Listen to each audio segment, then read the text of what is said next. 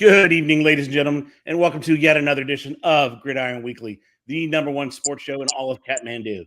You can't prove it isn't, but I can't prove it is, so I win anyway. I'm joined by William the Conqueror. Hey. Look, there he is. He looks so good. And I'm joined by JR, the man who has hit threes in Buffalo, New York, San Antonio, San Francisco. Anywhere he goes, he's going to drain that net. You have to have special conditions to play against him, but man, if you do, he's going to drain the net every time. All right. Every time. Tons and tons of football to talk about. As always, we start off with the NCAA football. Kind of a wash in some of the games. I wasn't really impressed with a lot of the games that they hyped up, but there were a few that were fairly interesting. So, Billy, you're going to start us off. I want you to go through a couple games, give us your analysis, and let us know what you thought of these games. Okay. Well, the first game I'm going to go with is, Pitt and West Virginia, the backyard brawl. I mean, I'm a homer, so I got to go with that. West Virginia with that comeback victory, in overtime, 31-24 in overtime, tying the game with 11 seconds remaining in regulation, and then Ty Edwards, that he was a key player for them, scoring 3 touchdowns and then that game winner in overtime, that was just being a Pitt fan. That was a killer. I don't know. I thought Georgia and Tennessee was good. I mean, Georgia outlasted Tennessee. Had another overtime thriller, 44-41.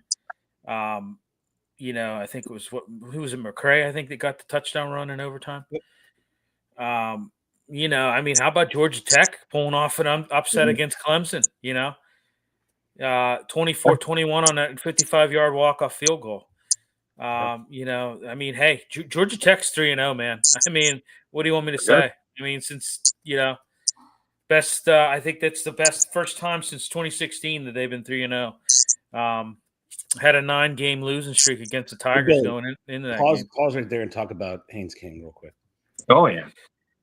Yeah, I mean, hey, he's amazing. How many key third downs did he convert with his legs? I mean, he set up the game-winning field goal. I mean, he's just, he led that team. Yeah, Haynes King's amazing right now. Talk about what you were talking about, the amount of hits amount of hits he takes.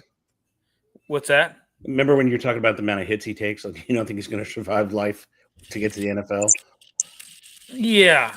Well, I don't know. I mean, we'll see about that. I don't know. He does. He takes a lot of hits. He's a run. I mean, he runs. So I mean, you're gonna take hits when you have that type of style. So, but I mean, Georgia Tech's for real. I think. I think they're a pretty damn good team. What the hell's going on with Clemson? I mean, Great point. Texas A&M upsetting Notre Dame 41-40 with that game, another late game winning touchdown drive.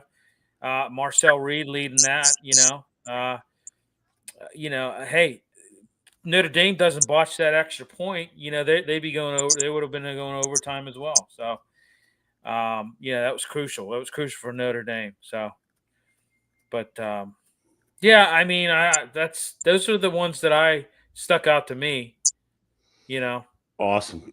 Step up there, JR. Miami beating USF shouldn't be that big of a deal if they're a 17.5-point favorite, but beating them to me is a big deal because those are games that in the past they'd either blown or have been real close or have been something. They blew them out, and they might have the best offense and defensive lines in the country. They're big and they're very good. Miami might be. I don't know. I'm pretty impressed that they won the game as easily because those types of games they struggle usually with, and they didn't. So Carson Beck again, my guy there. He's marching towards a Heisman, I guess. And the other game that LSU beat Florida, in Florida. So tough. I mean, there you go. They keep rolling along despite their coach, and they are legitimate. I mean, they're legitimate number 3. I wanted to say Oklahoma was the best team in the SEC, but I can't. I like how you threw that despite their coach. What I mean, what an asshole. I mean, And I'm sorry. Hold on, sorry. let me get the box. Let me get the soapbox, Billy. Okay, you're good. Go. Yeah, I know. I'm so sick of this guy. I wish somebody would just punch this guy square in the face because he's such an a-hole. I would not even want to play for this jackass. I mean, I'm so sick and tired of hearing him. He attacks reporters.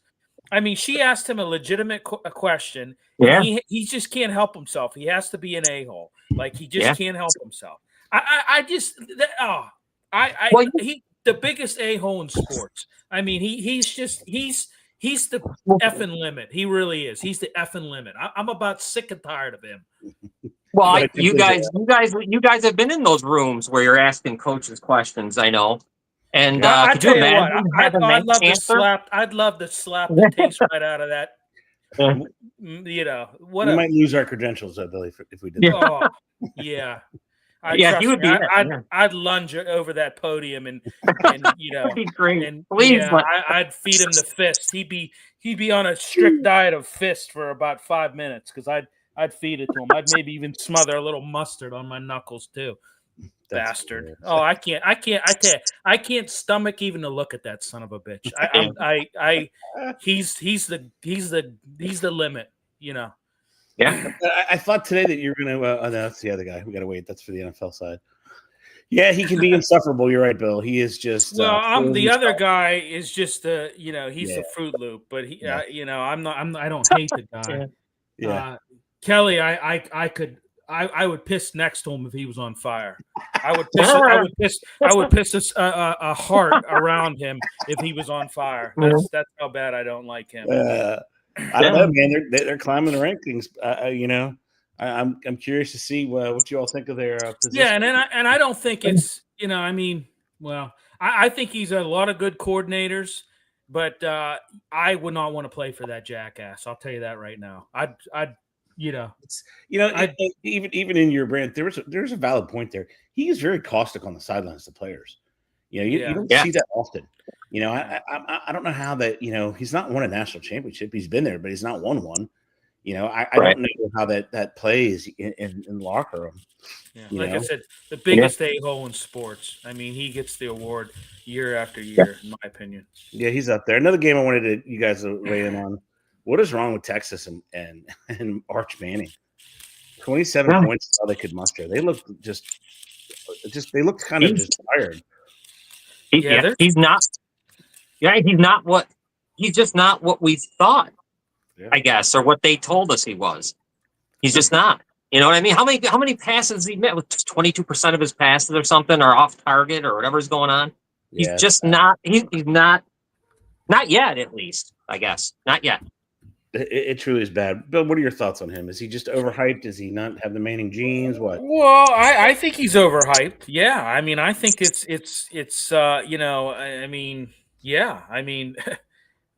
I don't know. Like I'm waiting for him to be spectacular, and it hasn't happened yet. And we're going into week 4 right now. Yeah, that's the thing. Is as these weeks tick off, there's nothing there, and they got a tough schedule. They're pretty much done with their patty cake game.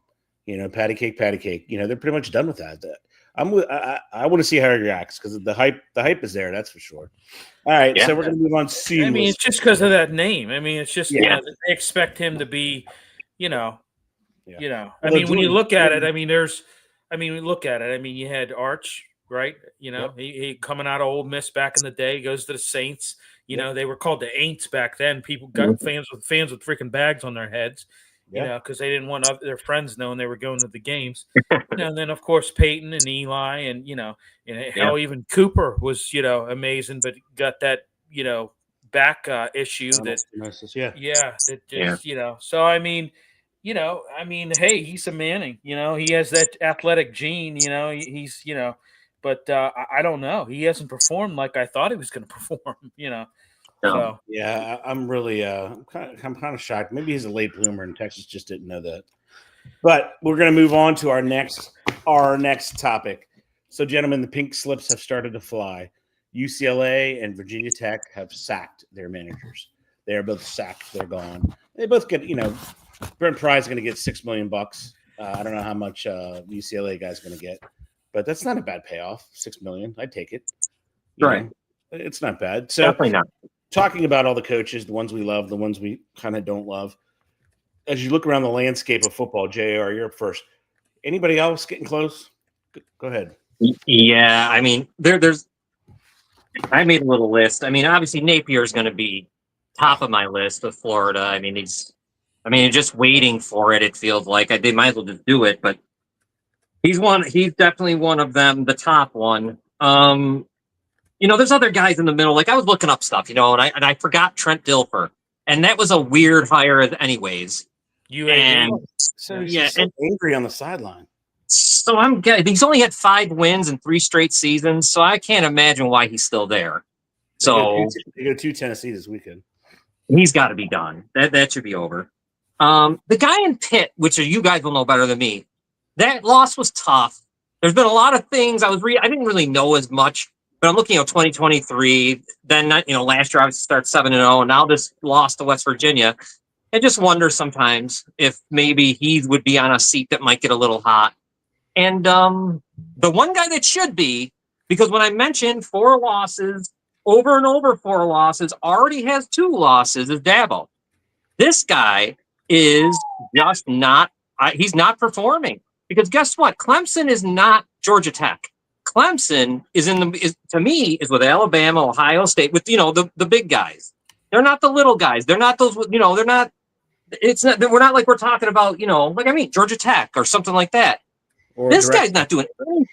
Yeah, he's not doing anything with what he has. 4 losses all the time. And he's on the verge of having another 4-loss season. So they never will do it, but it should be hot for him. I didn't expect that from you at all. All right, Billy, get in there. Well, I mean, I agree with John. Napier is on the top of my list of, obviously you're a 1-2 start to 2025, home loss to South Florida didn't help. Lopsided defeat to LSU has really put his job in jeopardy. They've got a pretty daunting schedule too coming up. This is their next 3: Miami, Texas, Texas A&M, Georgia, and Florida State. Yeah, Georgia, Ole Miss, Tennessee, Florida State. Yeah. So 1, 2, 3, 4, 5, 6, 7 more ranked opponents. I mean, listen, the program has been struggling, okay?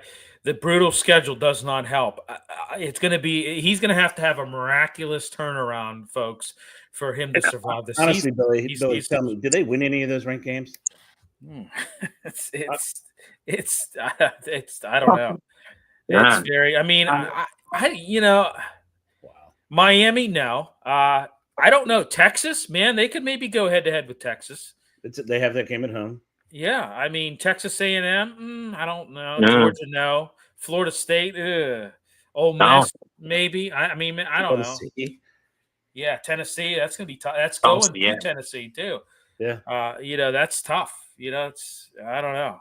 Wow. Mike Gundy is another guy for me that kind of comes to mind. What are they doing there? They have T. Boone Pickens, and they got Berkshire Hathaway guy there. They got money in, man. Yeah. They got the oil money. He's terrible. Yeah. I mean, he's a long tenured guy, but it's kind of, at some point in time, he was 3-9 last season, I want to say. Once he let that mullet grow, I think he just got worse. Yeah. I'm 40. Yeah, right. Exactly. Yeah. Oh, how about that, huh? Yeah. Those are good ones. I didn't think of any of those. Those are good ones. Yeah. How about Luke Fickell? Oh, God. They were Luke Fickell's another guy. Good one. Terrible. I mean, they go down to Alabama, and, Alabama was just, Alabama was like I don't know. They were, well, I mean, they were just kind of like, they were, taking out a lot of frustration, I think, at home against Wisconsin, Yeah, but I thought that game was going to be closer. I'm not going to lie. I did too. I bought into the Wisconsin a little bit. I did too. Despite the schedule. Yeah, I mean, we were covering the Riverhounds game Saturday, but I was on my way down. I was listening to it, and I'm like, wow, they're pulling away from this. It was listening to the second half, and it was just like, wow, Alabama has just pulling away from them. So I was kind of shocked about that. All right, we're going to move ever so seamlessly. All right, Billy, you get the first crack at the AP poll. What do you think, man? Of course, always overrated and underrated. Um, And for the folks at home, I'll give you the top 10. Ohio State, Penn State, LSU, Miami, Georgia, Oregon, yeah, Florida State, Texas, Illinois, yeah, and Texas A&M. Go ahead, Billy. yeah. I mean, you got Ohio State number one. I think that's you got Penn State and LSU 2 and 3. Miami, I think it was moved up to number 4. They had a dominant win over USF. I agreed with that. I thought Georgia re-entering the top 5 was good. Liking that Georgia Tech made a significant jump. They're number 18 right now, which is good. Clemson is out of the top 25, which I'm kind of shocked a little bit by. Notre Dame dropping to 24, after losing to Texas A&M. Yeah, I'll take it. I don't know. Maybe Georgia Tech should be a little. I don't know. Maybe a 1 or 2 spot, higher. Maybe I'd put them at 16. But yeah. I mean, I think Anybody overrated. You see? I still don't know what the heck Illinois is. You guys got to help me on that. Yeah, I'm a little bit confused on that as well. I don't understand why they're getting kind of a the nod that they're getting. I don't direct path to the top 10. What are they? I don't. Yeah, I mean they've really. Yeah, it's a very good question. Weird. Yeah, it's very weird. All right, JR, jump in there. Oh, go ahead, Bill. No, go. Go ahead, JR. I think Oklahoma should be higher. I mean, they certainly should be flip-flop with Illinois, I would say. I would flip them, at least get them in the top 10. Yeah. I may even put them ahead. No, I wouldn't do that. I may put them ahead of Texas. I don't know why Texas is ahead of them. I really don't. Oklahoma's, I believe that they probably deserve to be higher than them. Notre Dame has no, go ahead. That's a great point, JR. Texas, no way they're 8. They belong out of the top 10. Great point. Yeah. And Notre Dame doesn't have a win, and they're in the top 25. I know. Get them. They shouldn't be in there. I mean, Clemson shouldn't be in there, but I'd put them in there ahead of Notre Dame. At least they have a win. I mean, you should have to have a win. I mean, I don't know. I'd put maybe South Carolina, maybe. Yeah. Oh, that's too bad. Yeah. They lost their quarterback, right, this week? He's a go. It just popped up. He's a go. Oh, that's good. All right. I think Tennessee is better than Alabama. I know they lost that game, but that was a hell of a game. I mean, I would have them ranked ahead of Alabama. I might have them ahead of everybody here, even though they're 2-1. Ole Miss is 3-0. Okay, maybe Iowa State's a little too high. Maybe at 12. Maybe I should be pushing them back a little. And I kind of like Georgia Tech to move up, maybe even a little more. And the last thing is we'll find out about Illinois. They play Indiana this week, so that's going to be good in Indiana. Seriously, I mean, come on. What are they? Why are they at number 9? Yeah. I don't understand this. And I know I saw them play against Duke. It wasn't that impressive. I wasn't that high on Duke. Well, it's Duke, for crying out loud. Oh, go ahead, Jay. Just like Oklahoma, Tennessee. I mean, we could go on and on. Georgia Tech, all should be in their spot. Like there's a bunch that I think where they should be, and Illinois should be down. And I would say Illinois should be in the around 15 or something if you want. But I don't know why they're not right near Indiana. It's kind of odd that Indiana's where they are, and it is weird. I don't get it. Yeah. All right, Billy, jump in there. What do you have, buddy? Well, no, Texas too. I mean, I agree with JR. Texas. I mean, you only beat UTEP by 17 for crying out loud. Yeah. It was a closer game too. Yeah, I mean, and to me that at least in the past that meant something. They looked at okay, you should have blown this team out. Right. Really. Right. I mean, I plus I really I don't even know if I want to watch Illinois or Indiana. I really don't. There's something sexy about that game. I mean, I don't understand why Illinois is as high as they are. They should not be in the top 10. No. I mean, Illinois should be down they should be down where like Alabama and Tennessee. They should probably be They should probably be at like 16 where Utah's at. You know, like Right, because I think just about any SEC team can smoke them. Right, exactly. How they're in the top 10 is just beyond me. Maybe they have something. Maybe I mean, I think A&M should be higher than them. Yeah. You know, hell, I would put going into Notre Dame. I might even put A&M higher than Texas for crying out loud. Yeah, definitely. Definitely, yes. So, I would. You know, I would put them I would put A&M at 11, Texas at 13, and Oklahoma. I'm putting them ahead of Texas too. Yeah.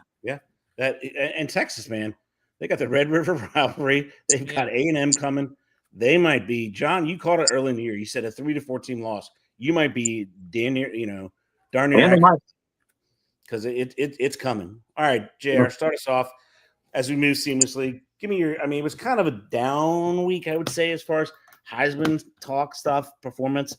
But give me your top 5. It's getting hard for me. All right. I got like 1, 2, 3, 4, 5, 6, 7. I got 8 people for 5 spots. So here it is: Mateer, Beck, Castellanos, Haynes King, and between Stockton and Aguilar, I'll go Stockton. But I like Aguilar a little bit too. You should have, Billy. What you got, Bubba? I mean, Beck. I agree. John Mateer. He has dual threat abilities, man. Hey, you beat Michigan, right? You have an undefeated start. Excuse me. Carson Beck, I think, has found his footing. I think he's in a better place now. Yeah. I just, how about Dante Moore? Those guys are putting a lot of points on the board. Yeah. Stockton, I think Gunnar Stockton, had a hell of a, he had a hell of a, yeah. I would even go, Texas A&M beat Notre Dame. How about Marcel Reed? Yeah. He had that game-winning drive. I mean, he orchestrated that. And I rounded out with Jeremiah Smith. I think he's the number one receiver in the game right now. So. Yeah, no doubt. Hey, Billy, I just want to go back to one quick thing before we go to our picks. Do you think that Dick Rodriguez had any intention, or once they tied it, to go for 2 with a couple seconds left? You think that ran through his mind? Because they were going through Pitt like a hot knife through butter at that point. I think it did. Yeah, I think so. Shocked he didn't go for it because he's a gambling type dude, Yeah, well, we always yell about those guys, taking the chances and stuff like that. But no, I mean, to that point, I mean, he was. But I think he was a little bit scared because I tell you what, Pitt. I mean, for most of the game, they were pretty good defensively. It was offensively. They weren't, I said it before. Holstein, dude, needed to settle down. I mean, the first quarter and a half, he was just like, frantic. Like, there was just, he couldn't settle down at all. And way too hyped. Yeah. And it was just, you could tell like he just wasn't, I don't know. He needed to settle down and relax a little bit. And the other thing I wanted to ask you about thinking real quick is it is JR, you can jump into. I am sick and tired of the prevent a win defense, only because you're doing something you don't ordinarily do, right? You don't ordinarily have that kind of defense. Now your linebacker drops are different. Your assignments. They got to drop back way farther than what they're used to doing. Exactly. And then that's just and they're backpedaling as the crossers are going underneath and over their head. It's terrible. Yeah. I don't know why teams do it. And now they're creating this prevent a win offense with these conservative. Are you kidding me? Yeah. And you see it through pro and college. I'm dumbfounded by it, really, truly. I mean, I am. All right, ladies and gentlemen. I am too. I'm with you. I'll throw up Kathmandu, number one sports show. Get ready, turn your phones off, put the kids to bed, get your paper out, get your bed out, because here we go. We're going to go through our record. So, Bill, you're 9-9. Excellent job for getting to 500. John, I cheated you out of one as I was going over just before we started. You're actually 14-4. So you're pretty much dominating the college pick. So. There's a whole host of games. We're going to go through them all, and we're going to start with. I flipped the coin, and the head came up. Bill, you have Texas Tech at Utah, which is a very intriguing matchup. Yeah. Texas Tech poured all that money, and I hate to tell you, boys, the lines are really tight this week, and I mean really tight. So it's going to be tough. It started off at 3.5. It's still 3.5, Billy. It's the Red Raiders at the Utes. Who do you think wins? And the Utes are favored by 3.5 at home, Billy. I'm going to go with the Utes, and they cover. Devin Dampier, he looks legit. He looks good. He looks legit. So, all right, JR, what you got? Same for me. They're going to cover. Utah on the cover. Not so fast, my friend JR. You're up next. Next, we have the Auburn Tigers going to Oklahoma. Oklahoma is favored by 6.5. Really good SEC game. JR, who wins? Yeah, it's a revenge game, right? For the quarterback for Auburn, so his revenge. I think Oklahoma beats them, and I think they cover. I like Oklahoma a lot. I think they're the best team in the SEC, in my opinion, right now. I know LSU's there, but I like them a lot. William, I'm with John. I'm just gonna follow suit with him. I absolutely. Yeah. All right, hold that sneeze, Billy. You're up. Next, we have the mighty Michigan Wolverines going to a plucky Nebraska team, and the line is only 1.5 for Michigan. 1.5. Michigan is a road favorite. Billy, who wins that one? You know what? I'm gonna go with Nebraska's 3-0. I'm gonna go with Nebraska. Nebraska for the upset. Yeah. JR. Same for me. I mean, Nebraska, this is the biggest game there in a long time. Oh, yeah. So I take Nebraska. It's a hard place to play, too. Hold your water, buddy, because you're up next. This is the game of the week. Well, not really the game of the weekend. There's much better games. Anyway, Illinois, 9th in the country, going to Indiana, 19th in the country. Illinois is a 6.5-point road favorite. I have no idea. I don't know. You're up first, JR. We're going to find out, but I'm taking Indiana to win the game. I like Indiana to win it. Give me the points, whatever they're going to do. I like Indiana. Billy. I like Indiana as well. I'm with it. I'm with John too. I like Indiana as well. So all right, Billy, turn off that television. You're up next. The final game is Florida at Miami. This game was intriguing only because I thought the spread would be a little bit higher after Florida dominated USF. Because Florida after Miami dominated USF, I really thought it was going to be a much bigger spread. But it's the University of Florida going to Miami. Miami is a 7.5-point favorite. Who wins, Billy? Hurricanes are rolling. Gators are sputtering, man. They're Gators have no bite. Yeah, no, they've been I mean, they got the electrical tape over their mouths. Yeah, I mean, no, Miami. I'm taking Miami. JR, what you got, brother? Same, Miami. All right, your picks are exactly the same. So there's going to be no movement this week in the standings, ladies and gentlemen, because they're in it to win it with each other. All right. Well, 14-4 and 9-9. I'm a pretty sorry excuse at this point. So no. You can get over 500, no problems. All right. Yeah. Oh yeah. Put the NCAA football to bed. We're going to enjoy all the games. Up next, we're talking about the big boys, the boys that make all the money. All right. Week 2, we saw some really strange games.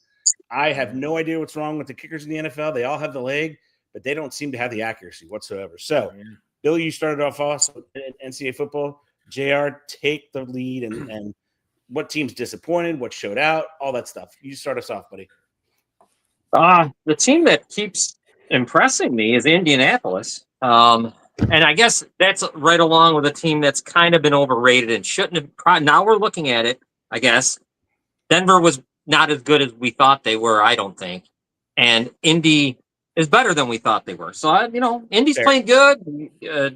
Jones, the whole thing. They got a really good offensive line, and they can run the ball. And Taylor looks good, doesn't he? He looks young and fresh. Yeah, so Indy looks good to me. The Kansas City-Philadelphia game, again, Kansas City they're just shooting themselves because, again, they drop pass and the other, all kinds of things.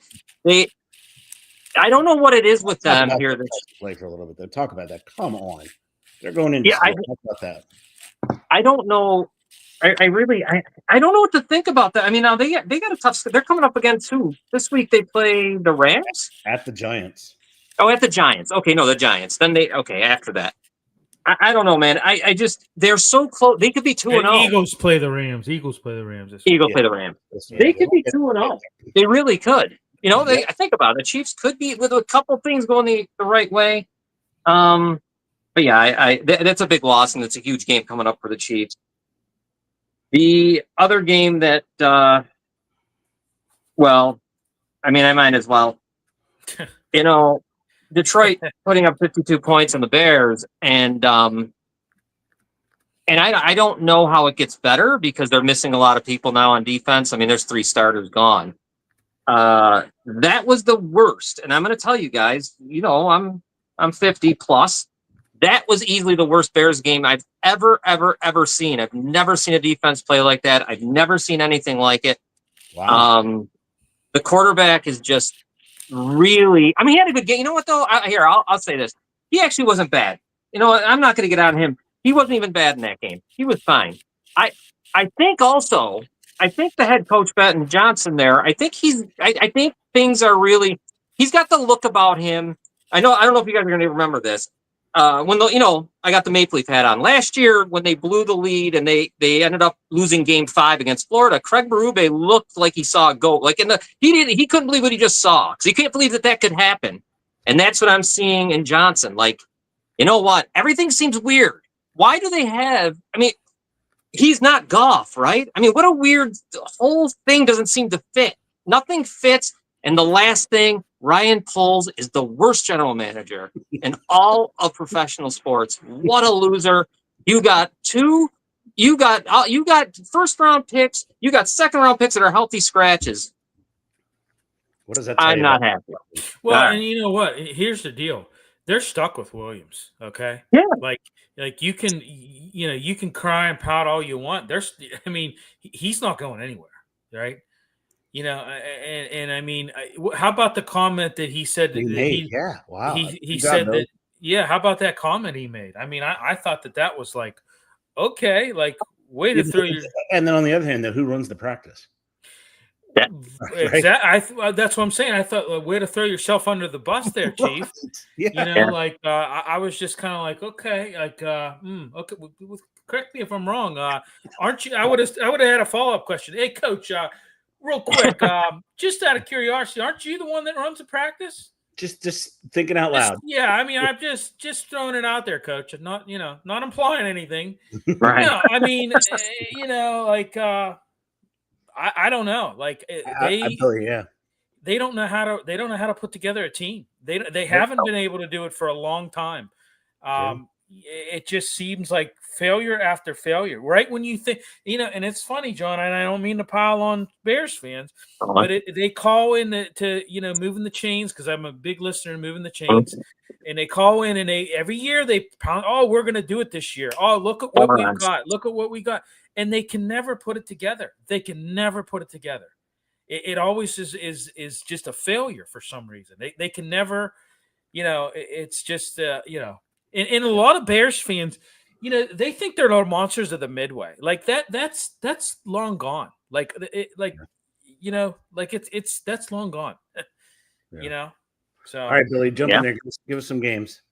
I mean, I thought, Jared Goff, in the Lions, I hate to totally, switch to 180 there, but, he was dominant against the Bears. I mean, I thought Jonathan Taylor of the Colts, wow, 215 scrimmage yards, against the Broncos. Yeah. I mean, hey, how about Mac Jones and the San Francisco 49ers?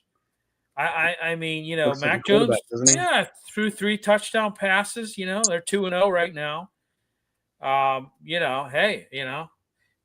about on the other side of the football for the Niners, Fred Warner? God, he had 11 tackles, a forced fumble, pass breakup. Granted, you were playing the Saints, but very impressive. He's the star on the defense. Dallas. Was that? Should that have gone to how it was? Thank God for Brandon Aubrey, right? Right.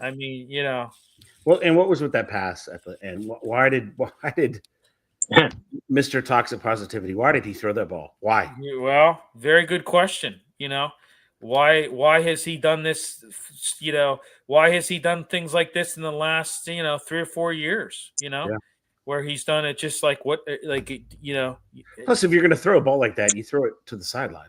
You don't throw a perfect post route to the DB. You know, if you wanted to go route, put it over to the left of the sideline. Nobody will get it. Yeah. I mean, how about, Joe Burrow gets hurt. How about Browning? How about Jamar Chase? Yeah. 14 receptions, 165 yards, 10 first downs.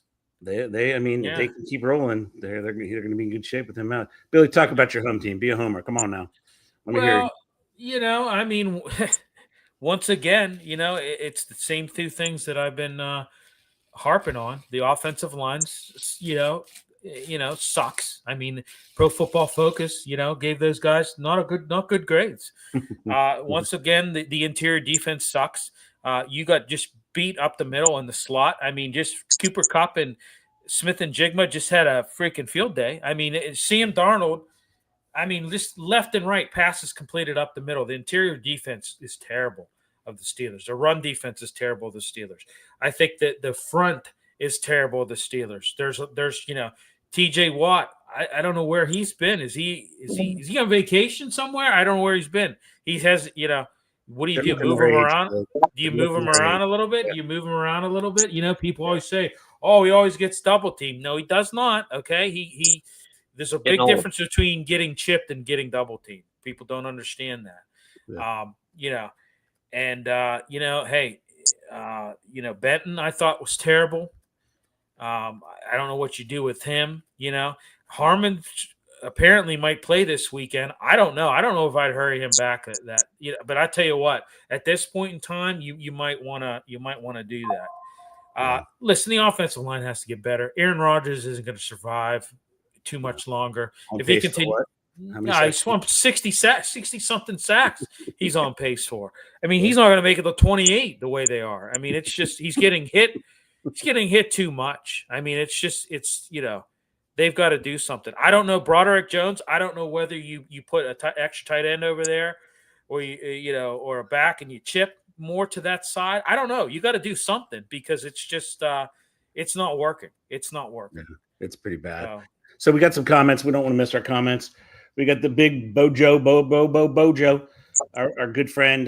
Three Great Americans. 5 comments. I am so sorry. 3 Great Americans. That goes without saying. Thank you there, Bojo. The standard is the standard. God, I hate that. Tomlin with a question mark. I think that's the perfect way to explain Tomlin this year. And he says, "Go Vols." He's got a son at Tennessee, in a school at Tennessee.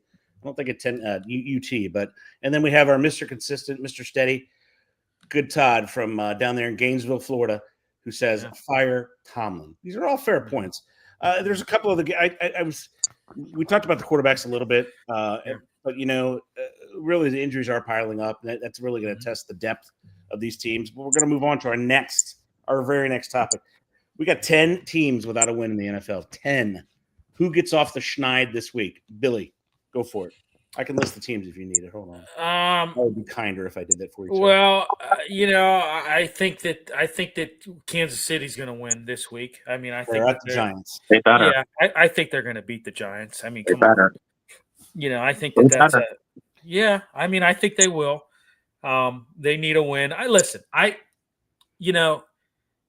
know they're 0-2. Okay, I get it. People are like, but they're still the Chiefs. I listen. They may not win the division, but they're going to be in the playoffs. Billy, 11 if you count my fantasy team. Right. That's a good one. Yeah. Yeah. I don't know. Like, I just, I think the Texans could bounce back and really, win. That's a great point because the Texans are going to the Jaguars to a 1-win team, and then you have the Indianapolis Colts going to the Tennessee. Indy could be 3-0 here in a minute. Yeah, listen, okay. Now let's talk about who I think is going to be 0-3. The Dolphins. Okay. Billy, they came out with an 8.5-minute drive and took the lead. Well, yeah, but you know what? It's 60 minutes of football too. Never mind, he just fumbled the snap and they have to come out away. Yeah. So there you have it. New Orleans, I think, still going to be winless. I think they go. They're going to be on the road against Seattle. I think. So that's brutal. Yeah, that's going to be tough. You know, We'll do one more, and then we'll get JR. I don't know. Yeah, I mean the Bears. I mean your Bears, John. They got to go to Dallas, No, they're at home. They're at home. or they're at home. Yep, it's one of the games we're picking. They're at home. Okay, they're at home against Dallas. Yep. Okay. Yeah. So they could maybe get a win. Maybe I don't know. Maybe. So. All right, JR, jump in there. Well, I don't know. The Jets play Tampa, so I can't see. I'll be surprised if they were to be able to go down there and beat Tampa. Yeah. You know, I don't see that happening. You got Tyrod Taylor playing in that game. That's actually a good point, Joe. Huh? He's better than the other guy. He really is. That other guy did exactly what I thought he would do.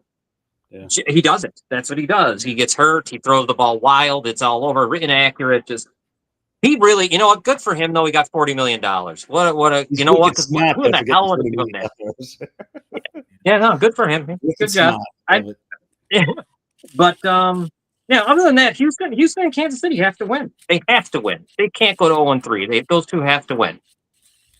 If Houston goes to 0-3, and I really think Indianapolis is going to beat Tennessee, that's essentially 6 games, right? Yeah, Houston's in trouble if they go 0-3. 6 games before they can even reach 500.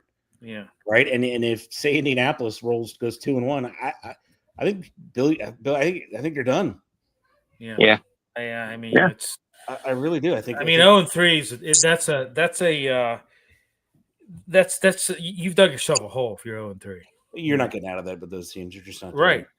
I mean, you're Kansas City. I mean, that's not good. I don't think Kansas City's going to be 0-3. JR, you made a great point. Give $40 million to Fields. They're not going to win that many games this year. No. Right? No. They're just, I mean, they got to play the NFC East. You know, they're not going to win. Jets aren't going to win a lot of those. You know, it's going to be interesting because then what do you do? Because you'll have $20 million in the quarterback position. You're going to be picking high. Do you go get yet another quarterback? Yeah. No. I mean, really, what do you do? Right. I mean, it's unbelievable. And I don't know what Fritzy does to get out of his funk with his fantasy team.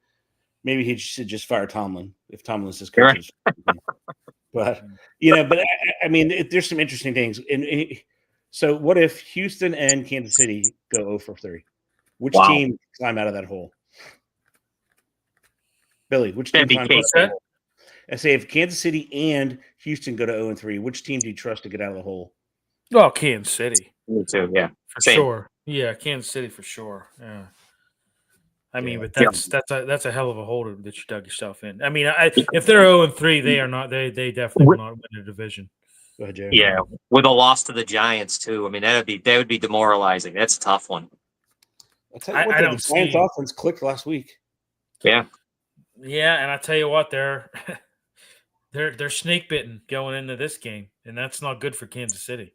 Yeah, I mean, losing the way they did after putting that many points up, that's yeah. Those two matchups, if I were those fan bases, I'd be very nervous going into these games. I just would be very nervous because there's nothing you can do. I mean, it's amazing. All right, we're going to go to the next, and this is probably the most controversial topic we'll talk about tonight. After the game against Kansas City, we just have to talk about the tush push, which, by the way, has a 97% success rate. No, not many plays in the NFL are that high. So, JR, you're going to start us off, right? The tush push. What do you do? Well, the whole thing about false starting is interesting. That's really, really interesting to me. I mean, that needs to be called if that's happening. Hard for me to see when that happens. They run up to the line, it happens. I don't know what the hell's going on at home. I'm hoping that it wouldn't surprise me. I mean, how could there never be a way to get underneath them? There's just no way. There's no way to stop it. So, well, I think go ahead, Billy. Billy, what you got on that, man? Well, I agree with John. Like it's well, I'll take it a step further. It's hard to officiate. First of all, that whole argument with the player safety argument, that kind of like got. It's just you don't have the evidence there. I don't think you don't have enough evidence there to really say that it's but it's very hard to officiate. So from the officiating point, from a competitive standpoint, right? As you know, I may or may not have the game on in the background, but when the center goes to address the ball, the center's head is not over the ball into the neutral zone. It's not. I'm watching it right now. When they do that tush push, almost the entire offensive line is offside, right? Mm-hmm. There's clear views up and down the line.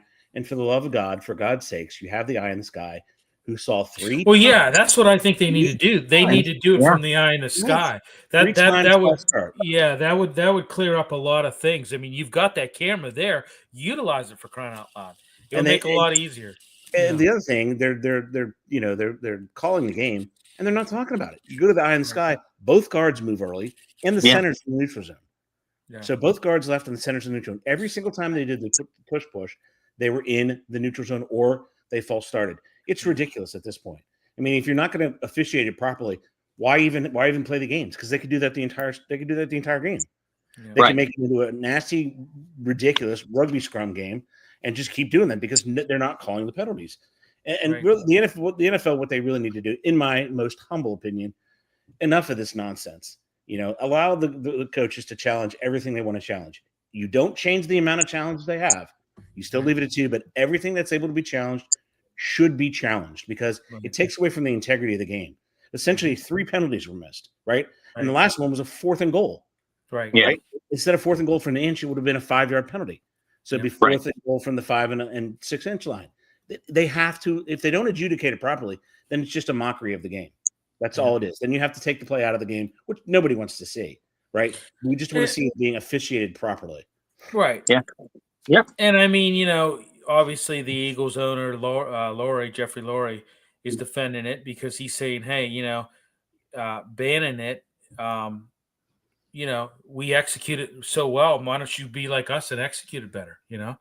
Bullshit. So I'm going to call him. If I had my flag, I would throw it because why would he be in favor of banning it? They cheat every time. Yeah. It is an illegal play. Yeah. We're on It's a Wrap Sports. You just poked the hornet's nest on that one. So let's come on, guys. Come on. Poke it. I'm going to set it on fire and I'm going to throw it outside and put it outside of their training facility because it's not being adjudicated properly. It's not. I mean, they can say all they want. You might damn well just hump it before it's all done, huh? Exactly. and to JR's point, the reason they can't get underneath him is because they start early. That's the reason. How can they call? I mean, I'm going to say this when they know the offense is false starting. How can they? I'm going to say this as a guy that kind of likes rugby. I love rugby. It's kind of a rugby play, and I kind of like it, but I don't know. Look, they do it in the middle of the field all the time. Nobody's arguing. They do the tush push after a runner runs, after a catcher catches the ball, and the scrum starts. That's fine. Yeah. No one's arguing that because it's not a false start. Adjudicate the play, NFL. That's why you have officials. Yeah. Prevent, the competitive advantage, which is what they're getting. Every single. You look at right now.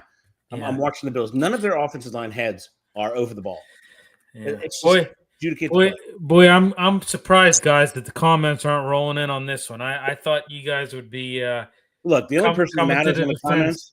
Only person that matters on the comments is Robin because she agrees with me. And she knows. She knows what's up. Oh, boy, you're really because that's come on, guys.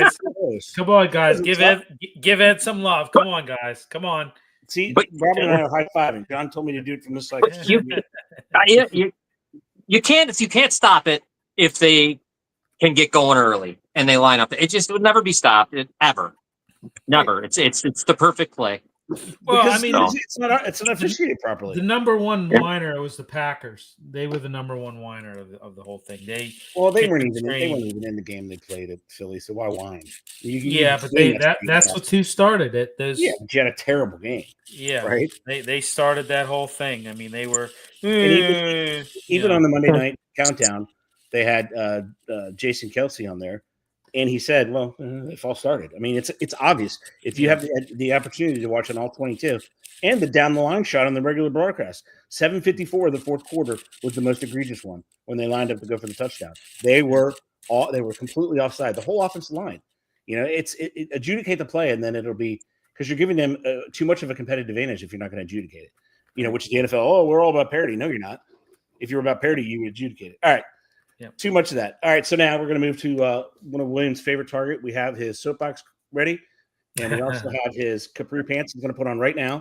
He's going to change, or he's just going to roll up his sweatpants and stand on the chair. But anyway, here we go. Billy, I don't wear sweatpants. I only wear sweatpants to to church and work. Yeah. We'll refrain from that one. TMI, ladies and gentlemen. So, Billy, we're going to start you off. I want you just two. You only get two. And then we're going to bring JR in there. What two coaches do you think are going to be fired? And I need a week from you as well. What week? Go ahead. Well, I tell you what, like Mike McDaniel, I think is really he's pushing to be fired in week 4. I think this guy is he's lost this locker room. Okay. Period, point blank. He's lost this locker room. The guys don't like playing for him. It's the whole, Mr. Analytics and Mr. This, and I'm smarter than than the average coach, and I'm this and I'm that, and I have a different approach to how I, those days that's kind of like, it's kind of done. It's kind of worn out its welcome. People aren't buying it anymore. I mean, what he said last week, like, what the hell is he even saying? I don't even know what the guy's saying anymore. I think he literally smokes a bowl before he goes into the freaking press conference. I mean, he just looks like he's high as a kite when he goes in there. I know he beat alcoholism. I don't know. I'm not trying to kick the guy down, but maybe he's on the sauce again. I don't know. I mean, he is just like, some of the things that comes out of his mouth, I'm just like, what planet are you from, dude? Like, what the, I mean, what did he say? We can't lose by not winning or something. I mean, it was just like, it gave me a headache. I mean, statements. It's like a seemingly self-contradictory statement. You're like, really? Yeah, it was just, this guy just, the team is just, I said it we covered this game. I asked Zig Fracassi in our pregame show Sunday. Yeah, I asked him, I said, how on earth are the Patriots an underdog in this game? And he's like, yeah. And I said, this team, they are not mentally tough. They are not physically tough. No. I mean, you can break their will in the first quarter and they are done, dude. They're done. Like, you're good. You break their will in the first quarter and you've got them the rest of the game. They're done. They're just, this team is just, they're a disaster. It's a clown show. Yeah. There's infighting in the locker room. How many of these ex-players of his have just taken shots at him? Like, he doesn't coach us. He doesn't, like, his methods don't work. Like, he loses. Nobody respects him. Nobody respects this guy at all. Nobody on that team, I think, respects this guy. And he's just, it's just, enough is enough. I mean, it's just, it's not funny anymore. It's really not funny anymore. All right, Billy, who's your two? Who's your number two? Dable. I mean, I tell you what, Dable is just, I think that, I don't know, he loses against the Chiefs, which I think he will. I think that he could be gone maybe, I don't know. I wouldn't say he's going to be gone week 4, but I'd give him to maybe 6. That's fair. 0-6. It's going to be tough to argue. Yeah. I mean, I just, there's too many issues have happened under his watch. And when you look at it, I mean, John Mara is starting to get impatient. Okay. Oh, yeah. 9-25 after over the last 2 seasons. Not good. I mean, that's hard to defend. That's right. I mean, 9-25 over the last 2 seasons. I mean, that should get anybody fired, really. If you continue down that path, that should get anybody fired. I mean, I hate, it is what it is. Yeah. All right, Jay. We got Robin chiming in. Mike McDaniel must want to get fired. I agree, Robin. I think at this point in time, the guy's just like, you know what? Screw it. Like, I don't want to do this anymore. It's just not. I'm not cut out for it. Yeah. Yeah. All right, JR, get in there. Other than McDaniel, I see like so many coaches were fired already. So I'm not going to fire first-year coaches yet. I guess the guy from Canales, the guy from Carolina, if Bryce Young doesn't get going, I mean, what's the point? Yeah, That's a good point. Yeah, I'd probably get rid of him. The thought could be too. I mean, fair. Maybe it's unfair. I don't know, but he's the only other one I could think of other than the ones that Bill said, because everyone else has already been fired that true. could have been. So there's not much more that I couldn't imagine. Like go ahead, Bill. No, I was just a surprise one. No, go ahead, John. No, I don't want to cut you off. But... I mean, Tampa could. I mean, what if Tampa started losing? I mean, there's a guy. I mean, Tomlin, of course, but that's not going to happen. Yeah.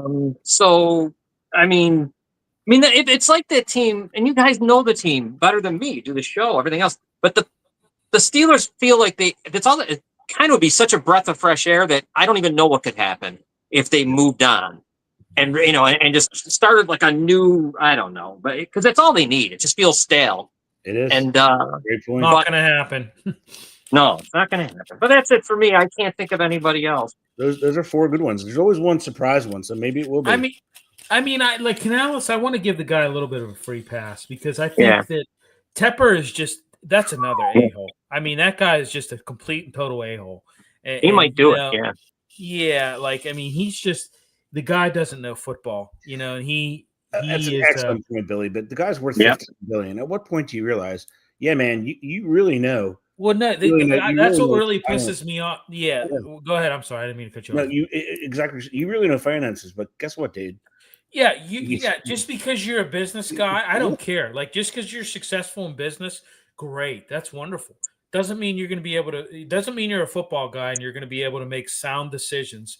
And put the right personnel together. That doesn't mean anything. Just because you were had a Fortune 500 company, great, good for you. That doesn't translate anything in the football. I'm sorry, it doesn't. It may, your little, I don't know. It may translate like ethics and stuff like that a little bit, but when it down to the nitty gritty, yeah, like you don't know. Yeah. But say, you get rid of Canales, you get rid of the players we talked about. The pool of coaches, because they're always going to try to recycle one. They're going to be nervous about taking a college one. I mean, does John Gruden get in any of these? Does he get an interview in any of these? Because it averages 20% a year. So you're looking at 6 coaches. We just named 4 or 5. I mean, he should. If he wants to. That's a good point. Yeah. Very good point, JR. I would think. Yeah, if he wants to, I would imagine. I don't know why you wouldn't. He's everything you want, right? Offense, the whole thing. Yeah. Quarterback, whisperer, and all that. Yeah. I could see him in Miami easily. Well, he lives there. Yeah, he would turn that franchise around because the players would want to play for him. I mean, they don't want to play for this guy. Well, they would bring discipline and structure, which is what every player craves. Yeah. This guy, these are professionals, guys. They don't, they don't need the rah-rah nonsense. Yeah, I mean. All right, ladies and gentlemen, it's time. It is time. Kathmandu is a Twitter. They're waiting on their picks for the NFL. I don't know if they're going to survive without our picks, but we are number 1 in Kathmandu. Go ahead and try to prove us otherwise. All right, so we started off our college picks, I think, with Billy. So we're going to start our NFL picks with Juan, which is his Spanish name, Juan.